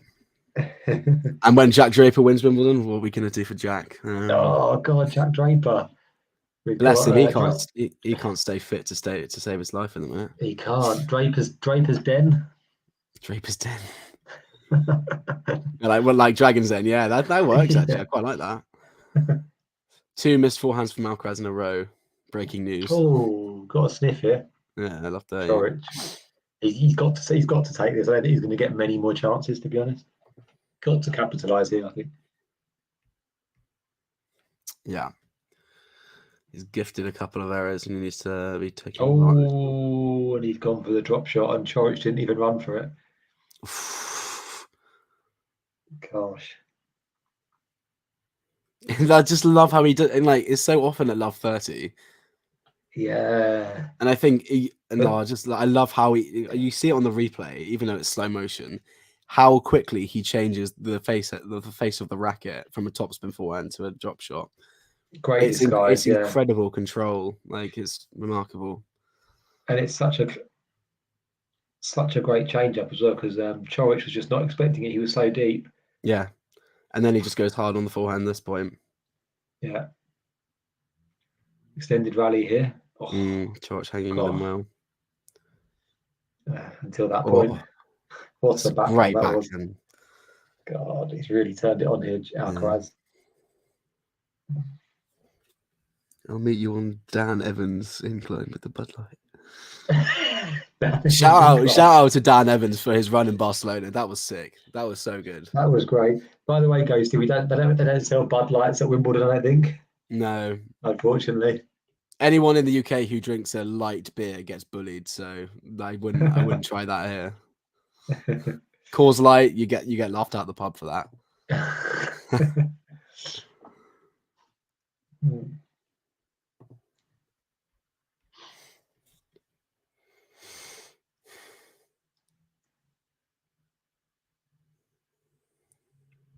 That's a big point here at 30 all. Oh, crikey! Yeah, that was a rush of blood to the head. No patience. It was a rush of blood from Alcaraz. It was straight into the hands of Daniela Hantakova as well, who was courtside there. He's caught the ball. The break point for Coric. Only a second of the match. He's just saying Jeffrey's only had one. Yes, he's doubled it now. Yeah. We'll see if he can take it. Has to take it. Game back on if he does. Yeah, absolutely. Oof, missed his first serve as well.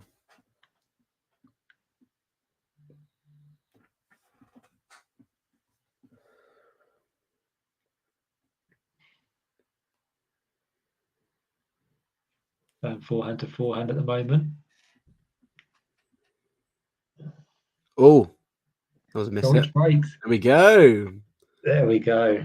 Alcaraz really, really mishit that forehand. He did perfectly. Yeah, nicely put away from Coric. You would have expected him to have made that, I guess, but it was still pretty clinical. Yeah. Game on.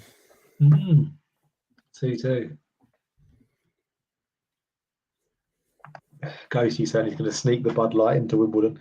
To be fair, they're not. You can actually bring drinks into Wimbledon. They're not too strict, surprisingly. Yeah. On that. Bottle of wine. Yeah. Your own Pims, cans of Pims, if it's too expensive. They have a limit on how much you can bring in. You can't bring in like just like a crate like of beer. 10 bags. Yeah, literally 10 bags full of Pims. That would make it so much cheaper, but it would also be an absolute pain carrying all that around. Right, yeah, like a suitcase full. Yeah, unless there's like a huge group of you and all just sharing it, but yeah. Yeah. Oh, Coric wide on the backhand. Yeah, he doesn't want to get broken straight back.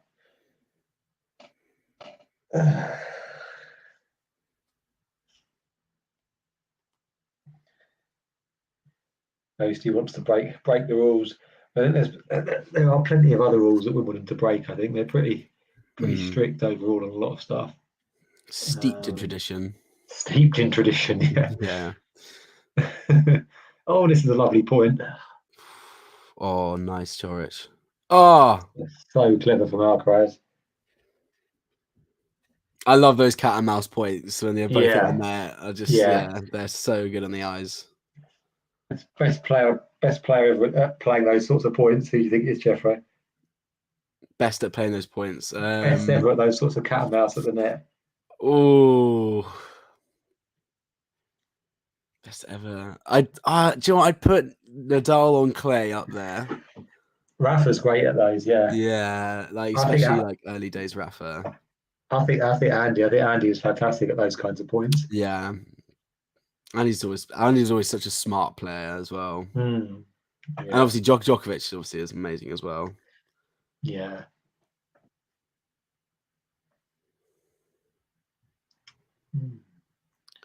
So I'm a bit disappointed in the minute. I know it's Clay, it's not his best surface, but Hurkacz is letting me down recently because I think he needs to serve and volley more first of all. Because I remember that match he had with Djokovic at the God, must have been 21 Wimbledon, and he took a set and he was like hit the most unbelievable volleys that match. Yeah. Some disappointing results. Two breakback points. That's not what you want to see from Coric. That's a bad error. That was bad. Hurkacz actually lost to Coric earlier on in the week here. Well, I don't know if we can say earlier on in the week now. It's probably last week. Last year. Jeez.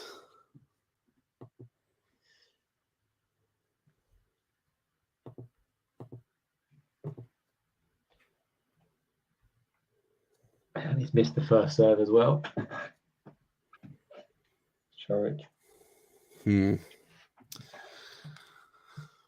that was a bad forehand to get the break point up. That was it's a sitter. Cool. It was another miss hit from Alcaraz as well. Oh, Alcaraz breaks back. Yeah, I'm into the net. Yeah, that was a bit of a meek game from Coric. I've got to say, I would have thought after getting the back on serve, he would have really ramped it up. But yeah, absolutely, me too. Ghosty going with Murray Meadows sounds a bit like a dog track though. Yeah, I think you're right, Ghosty. I think it's over, to be honest. In all likelihood. Yeah. Yeah. It was a bit. Yeah, I don't think that game. I don't think he's gonna. Yeah, I don't think Nadal. I don't think Alcaraz is good. So I was just seeing some more news on the Nadal thing. I don't think Alcaraz is going to lose his serve again here. No, because he's so quick at learning from his mistakes and adapting. Just don't. Also, he's had one lapse as well. You can't really see him having a second one in the set. That was just such a giveaway from Coric. Was it 15-30? He had the forehand put away. Should have been 30-all, and it was 15-40. Yeah. Yeah. Exactly. Just one error. Just. Yeah. Someone who's had he seems to have had a fairly decent clay court season is Fritz. I feel like Fritz has had some decent results the last few weeks, which has taken me a bit by surprise. Yeah, I've been impressed with Fritz. I kind of wasn't. I wasn't particularly surprised. I thought he would probably have quite a decent clay season because he's just getting so much more complete as a player. Yeah. True. I really, I was watching him against Garin, who is a great clay courter himself, and I thought Fritz had quite a decent shot at the title actually, the way he was playing. Then he was in that epic match with Zhang. Yeah. So, and I feel like I can see Fritz being a contender in Madrid for, as his career goes on. I think it suits his game really nicely. Yeah. With the kind of heavier conditions in Paris, he'll struggle to hit through the court a bit more, but we'll see. But yeah, I like Fritzy on the clay. Yeah, he's got to be in the conversation for Wimbledon as well. You would think, right? Taylor Fritz. Oh, definitely, yeah. Should have made the semis last year, really. Should have done. Oh, Murray won. Did he? He beat Van Ash. Yeah, he beat Van Ash. He did. Okay. 6-2, 7-6. That's a good win. Yeah.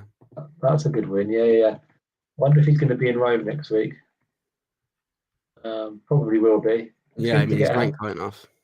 Yeah, he's had a couple of wins now. That's good. I want to see him have a bit of a run at the French. That match that he played against Wawrinka a few years ago was so depressing. I want to see him have a win or two at the French before he retires. Yeah, it all just depends on your first round, doesn't it? It does, right? Yeah. Any chance Fritz can win a slam? Or no? I think so. Yeah, I think he can. I think it's really tough because there are players who can play really well on grass, because they don't have enough experience. Djokovic just always finds a way to beat them. You know, like we saw it with Kyrgios last year at the final. We saw it with Berrettini in the final and the year before that. And then you've got other players who can play really well on there, like Hurkacz, Felix. You've got Sinner, who's now really good on there. But yeah, just it's a lovely drop shot. Berrettini, if he's fit as well, if you mentioned him. Yeah, exactly. I'm getting concerned about Berrettini future-wise, because I mean he can't stay fit. Yeah, no, and like it's getting worse. Like it's got worse. You know, it's like it didn't used to be this bad with him. American men underwhelming of late. I'm hoping Chelsea can fix that in due course. Yeah, interesting to see Ben Shelton won't it. I'm really keen to see him. I'm very keen to see him at Wimbledon. I think he could do really well on grass. Yeah. But speaking of American men, like I think we got to say, Korda has been so unlucky. Oh, huge forehand. Huge forehand. Yeah, like Korda played unbelievable at the start of the year, and then he got that wrist injury, and he came back in Madrid, lost in 2 tie breaks to Grenier, which isn't terrible considering it was his first match back. But yeah, I mean, I think once Korda gets back to, you know, gets his rhythm back and back into that form from January, I'm thinking he's gonna do big things. Absolutely, yeah. And I mean, let's not forget Tommy Paul had a great run as well. I do like Paul. I think he lacks a bit, and I do think he lacks a bit of power, raw power. Yeah. Agree. To kind of challenge for the big titles, but he's a great player for sure. Got a decent record. I think he had a decent run at Wimbledon before as well, Tommy Paul, I think. He was looking really good last year, and then he lost to Norrie quite comfortably. Right. Is that in the 3rd or the 4th round? Yeah, 4th round last year. 4th round, yeah. Beat Verdasco, Manarino, and Vesely. Yeah, so he had a good run. I was there. I was watching him play Vesely. I was on course 3 for that, and watching him up close. Like he is a brilliant athlete. Like so talented. Yeah. And then you got Brooksby, who's also got wrist problems. So yeah. But like the US have got some good men coming through. They got so much depth. Nakashima had a great run last year as well. Yeah, Nakashima's doing really well. I think he's struggling a bit this year, but he did, yeah. Although Chapo could lose to anyone right now. That's true. I feel like whenever I come on these streams, I'm always expressing my disappointment in the state of Chapo's career right now. Like it's not it's not to be nasty. I'm just getting tired of nothing changing with him, you know. But oh yeah, gosh, we haven't even mentioned TFO yet.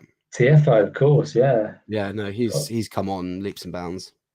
He hasn't really massively built on the US Open last year though. No, I mean, like it was a good win in Houston. Yeah, a good title win in Houston, but I think it was pretty. I mean, I think he was kind of expected to win that, even if clay is not his best surface.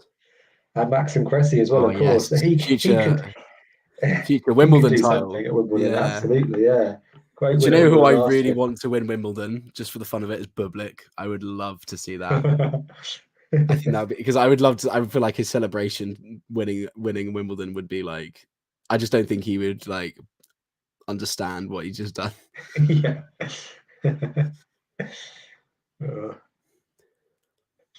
I was on court watching Andy Murray play against Bublik 2017. I think first time I've seen Bublik play. Yeah, and it was so fun watching him live. He's awesome, and you tell you what, him and Rune playing in Madrid this I'm going to say it wasn't even this month. It was probably back in April in this tournament. That was amazing. That was so much fun. Yeah. 11-9 in the tiebreak. Wow. Yeah, it was a shame. And gosh, Bublik double faulted it at 9-all. Gosh, which was a shame. Just come up on Amazon Prime the breaking news about Rafa, but yeah, they're a bit slow off the mark. Seems like John's got his finger on the pulse over there in Madrid. Quicker to tell us the news on Amazon Prime. Far quicker. You heard it here first on Talking Tennis. I would love it. 20 minutes before Prime. Yeah, we are. I would love it if Bublik won Wimby. He's so irreverent. I thought you said irrelevant at first. I was like, that's a bit harsh. Bit harsh. Yeah, no, he's so much fun. And like his game's quite easy on the eyes as well because it's so just. I can't describe his tennis. It's just chaos. Yeah, he brings the chaos factor for sure. But yeah, I think he's kind of in a kind of similar to kind of olden days Kyrgios mode where he kind of doesn't keep his focus for long enough. Yeah. Bublik's lack of discipline lost in that one. Yeah, I agree. Yeah, and like he was taking it seriously. I could see, Well, yeah, I think it's just very tough to make predictions on someone like Bublik because, going into in Madrid, you'd think Rune would probably beat him in straights, and he's deep into a third set tiebreak with him. Cozy's trying to cause problems now, Jeffrey, between you and Diego. Well, maybe if he could win some matches at Challengers, I wouldn't have to watch other matches. But what challenger was Schwartz winning this week? Is oh God, I'm going to say this horrendously wrong. Is that Cagliari in Italy? Cagliari, yeah. Shall take on Shevchenko. Yeah, he was very, very good against Medvedev, wasn't he? It was really surprised me. I think the only time I'd watched Shevchenko before this tournament was last year in Austria or something, and he was playing team. And I thought he looked like a decent player. Just taking these couple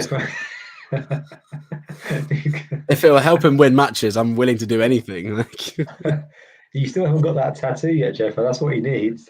Well, according to Ghosty, I have to get it. According to Ghosty, I have to get it if Rublev wins the French Open, which makes so much sense. I want to see who's going to make a good run at Wimby this year. Yeah, I like his game. Who's that? Yeah. He's actually been really impressive on the clay, actually, considering I don't think he's got that much experience on it. Pretty routine stuff from Alcaraz at the minute. I think he's just going to close this one out. I think he's. I think we might have already had the little serve and volley here. Lovely volley, drop volley. I think we might have had the drama in this. Yeah, amazing drop volley. We might have had the drama in this set already with that early break back, but then Coric just gave it up so easily. Yeah, that's just so. How has he done this so casually? Yeah, it was a brilliant. Has to be a brilliant serve to come in on as well because Coric was so wide in the court. Oh, that's a good. That was nice from Coric. Oh yeah, that's good. Good backhand down the line, but he's only at 40 love, so it's not going to mean anything. Are you seeing these demands for my tattoo? It has to be a trend. Goodness sake! Do you know?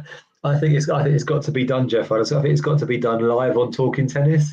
Oh no! What do you think, Ghosty and Jane?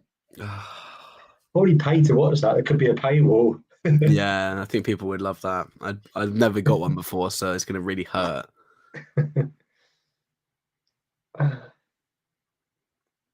That might be Talking Tennis's most watched vid. Yeah. If that happens, I'm making John get a Rafa related one. Yeah. Yeah, hola todos. Or get an Uncle Tony tattoo. Yeah. Nice holds from Alcaraz there. He's one game away. One away. So Ghosty, why? I would love to hear your reasoning. So why are you so certain that Rublev's winning the French this year? Because it's not a terrible pick. He's in my top 7 contenders. But I mean, it's not going to happen, though, is it? I don't think it's. I don't think it's going to happen, no.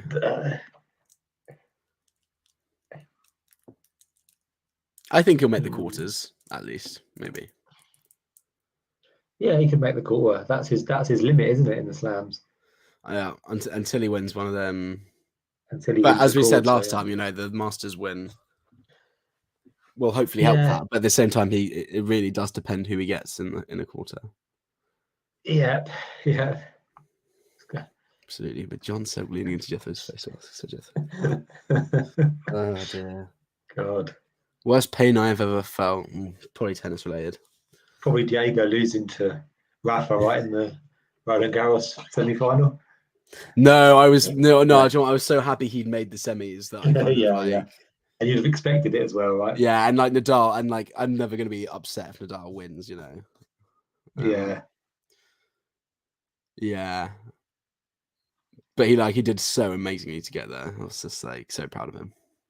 Yeah, absolutely, and played really well for what I remember anyway. A set and a bit, or maybe even 2 sets. He always plays really well against Nadal, the French. Yeah, but he's just nowhere near that level anymore. Oh dear. Oh, we've got a Jocko smash from Coric. Oh, I missed that. That was bad. Gosh! Wow. That was in the air for a long time. To be fair, he didn't have to take it on the volley, really. No, I think I would always wait for it to bounce. I don't trust myself. Just hear Selkie's attempt at a soothing voice. Oh god, I'm gonna have nightmares about this, aren't I? Cody said the worst pain I've ever felt is falling in love. Oh god, Ghosty. Oh, it's 2 match points. Oh, such a good return. Brilliant return. Coric has no answer. And now it's 2 match points for Carlos Alcaraz. I know I spoke about this last time I was on it, but I'd say one of the most painful results for me is still Baez losing to Zverev of the French last year. Still not over it. And I think Nadal missing that backhand at 30-15 in the Australian Open final against Djokovic in 2012 that led to him losing. That still haunts me. Right. Yeah. Roddick losing to Federer in 2009 Wimbledon final still upsets me. Oh, it's gone long. There we go. Game, set, and match. Game, set, and match. Wow. Bit of it was quite loose from Coric, that set. But it was. Great first set, though. Oh, just too good from Alcaraz. Another straight setter. Yeah. Hasn't dropped a set since Ruusuvuori, right? In the first round. Since his first set of the tournament. First match. And you can just tell he was just getting used to the conditions again. Yeah. And Karatsev or Struff await. Who do you think's going to win that one tonight? I'm going to go Struff. Just on the. Okay. Yeah, I don't know. I think it's very close to call, but yeah, I think Struff. He's had a really good clay court season, actually, hasn't he, including here in Monte Carlo. Yeah.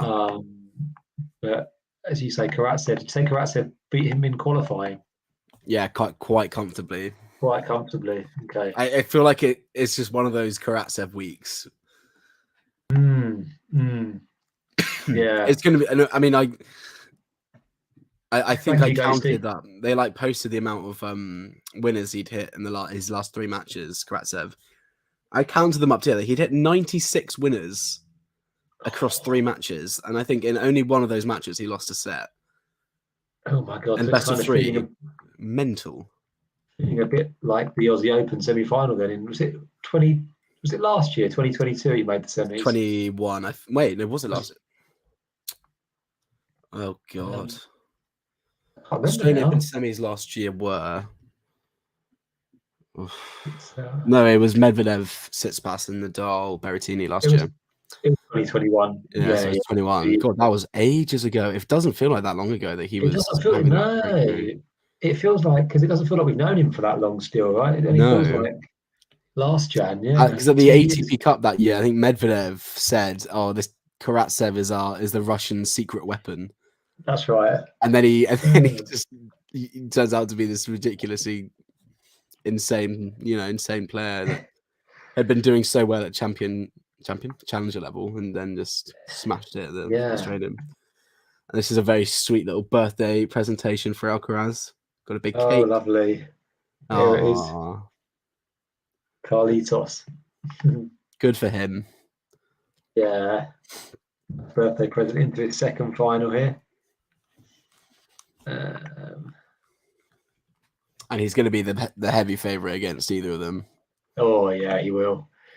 I think I'd quite like to see... Yeah, I'd quite like to see Alcaraz Karatsev, to be honest. I think that would be be quite exciting. Very intense, powerful match. Yep. Pretty sure they haven't played before.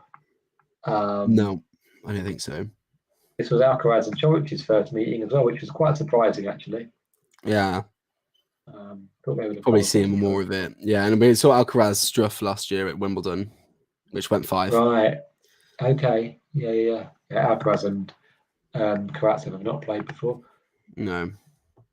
Alcaraz and Struff was just last year at Wimbledon. Let's see. Yeah. Okay. Well, happy birthday, Carlos Alcaraz. Yeah, happy birthday. Actually, Jeffrey, it's 1-1 between Alcaraz and Struff. Okay. Win apiece. Okay. So, do you know where Struff beat Alcaraz? No. Beat him in Roland Garros 2021. Oh God. Yeah, straight sets. I mean, obviously Alcaraz was, I think I saw someone mention that the other day. I completely forgot. That's amazing. Yeah, I forgot about that as well. That was still, I mean, Alcaraz that was still the year that he made the quarters, right, of the US Open 2021. He was 18, wasn't he? Yeah. 18, yeah. That was kind of his breakthrough US Open that year, breakthrough tournament. He played Wimbledon as well. He lost to Medvedev in 2021. Yeah. All right. Yeah. That cake, that's a big cake. That's a huge cake. Goodness me. Wow. That looks like Berrettini there. Who's serving the cake. Looks like Berrettini. Berrettini at the Met Gala in his black suit. Like. That's what Berrettini's doing these days. Brilliant. Preparing Alcaraz's cake. Yeah, and also happy birthday to Sabalenka as well, who's also just turned 25. So she's younger than me, which is startling. Don't want to list all the tennis players that are younger than me, Jeff. Oh yeah, you don't want to go down that road. I'm sure John definitely doesn't want to do that.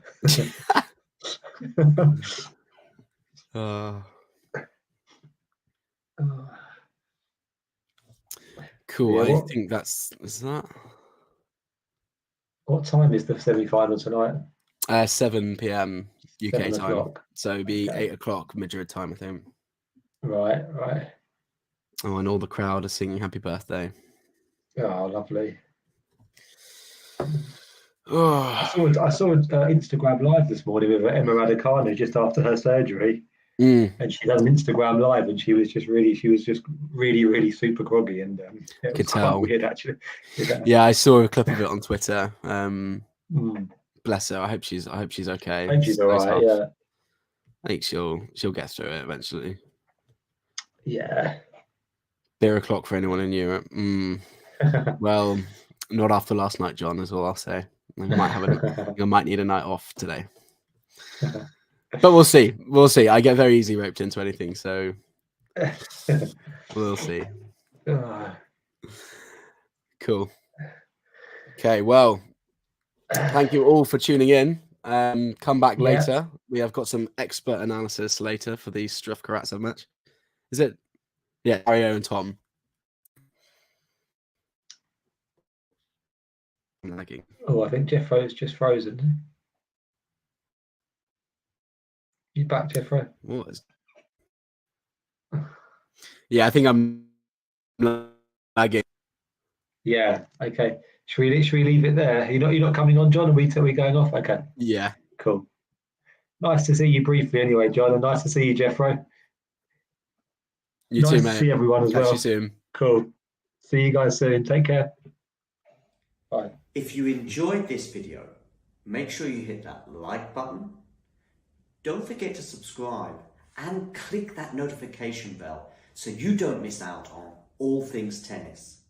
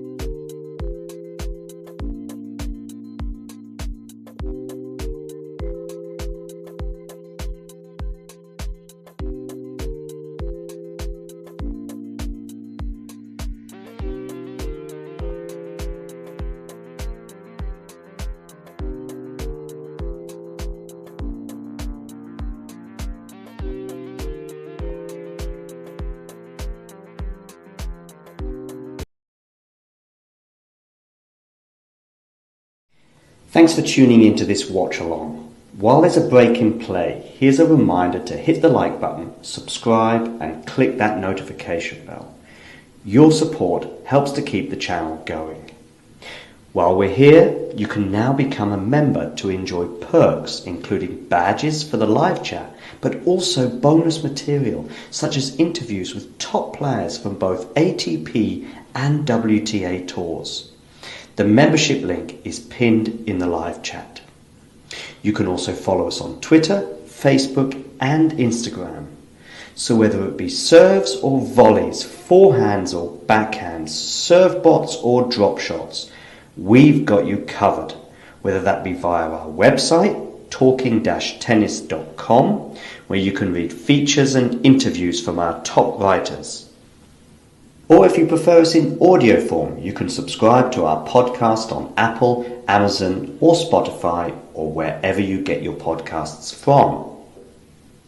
Remember, we offer you wall-to-wall coverage via our regular watch-alongs, magazine shows such as Nick's WTA Weekly or Damien and Mario's ATP version. Plus, we deliver top content from people on the ground, actually at the tournaments, so you get even nearer to the action. So, what are you waiting for? Hit that subscribe button so you don't miss out on all things tennis. Thanks for tuning into this watch along. While there's a break in play, here's a reminder to hit the like button, subscribe and click that notification bell. Your support helps to keep the channel going. While we're here, you can now become a member to enjoy perks including badges for the live chat, but also bonus material such as interviews with top players from both ATP and WTA tours. The membership link is pinned in the live chat. You can also follow us on Twitter, Facebook and Instagram. So whether it be serves or volleys, forehands or backhands, serve bots or drop shots, we've got you covered, whether that be via our website, talking-tennis.com, where you can read features and interviews from our top writers. Or if you prefer us in audio form, you can subscribe to our podcast on Apple, Amazon or Spotify or wherever you get your podcasts from. Remember, we offer you wall-to-wall coverage via our regular watch-alongs, magazine shows such as Nick's WTA Weekly or Damien and Mario's ATP version.